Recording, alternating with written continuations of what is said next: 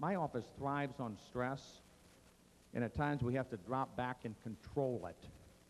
And John's talks is how to survive and thrive in a climate of uncertainty, because change and stress causes a tremendous amount of uncertainty, whether it's in the job environment or the personal environment.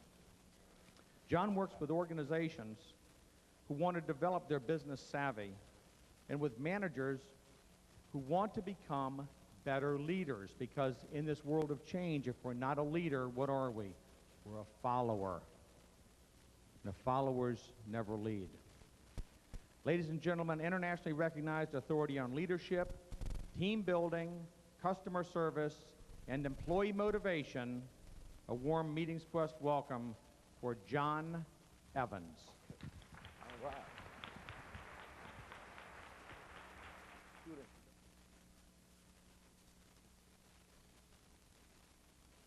My favorite topic areas deal with the art of thinking. And a question was asked of Einstein about how he developed, what was the toughest part of developing his theory of relativity. And his response was understanding how to think about the problem. And I believe what I'm capable of doing and have done many times is to go in and cause people to think differently about their situations, about the problems, about the solutions and the possible solutions. So adding creativity and logic as well as focus and vision has been the outcome of the speaking that I've done. And I've had a ball doing it. It's a lot more fun when you're thinking that way yourself. You're emotional thinkers. Did you know that about yourself? Yeah, you're the ones with the dreams. Hey, does anyone have anything other than this? Just this one lady? Okay, good luck here, because listen, you're a very sick person.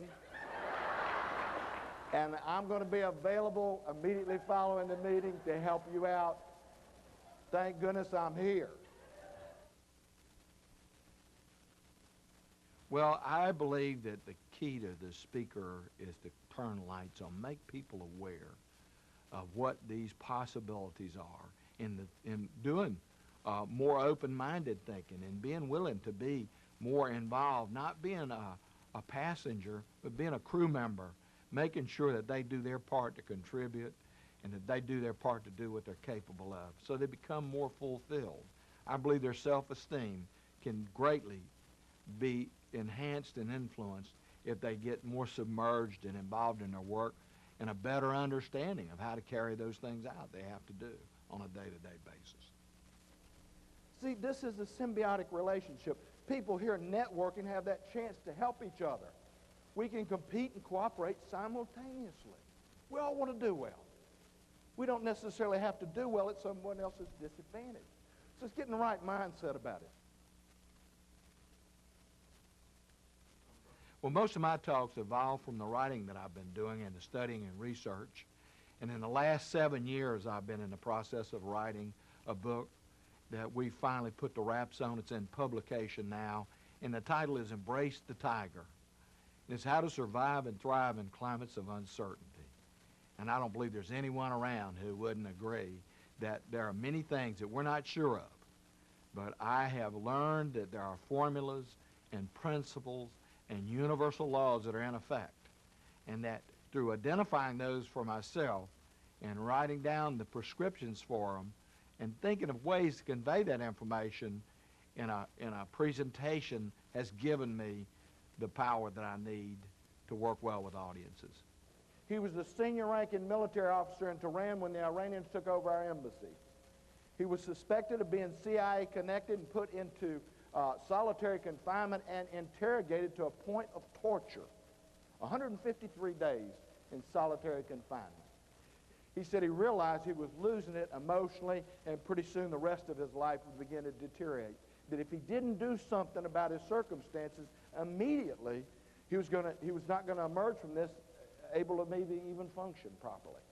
So he took charge of what was going on in his life. He sat down and wrote some goals out. You know, we can do that. Man is teleological. We're goal-striving mechanisms. That's what drives our life forward, is meaning and purpose. So he sat down and he said he'd do 1,000 push-ups a day. He was top physical condition.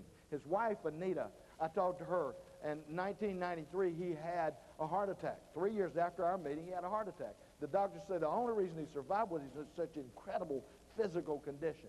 He swam competitively and won gold and silver medals in the Senior Olympics, all as an outcome of making that goal for himself in a forced circumstances, forced change circumstances.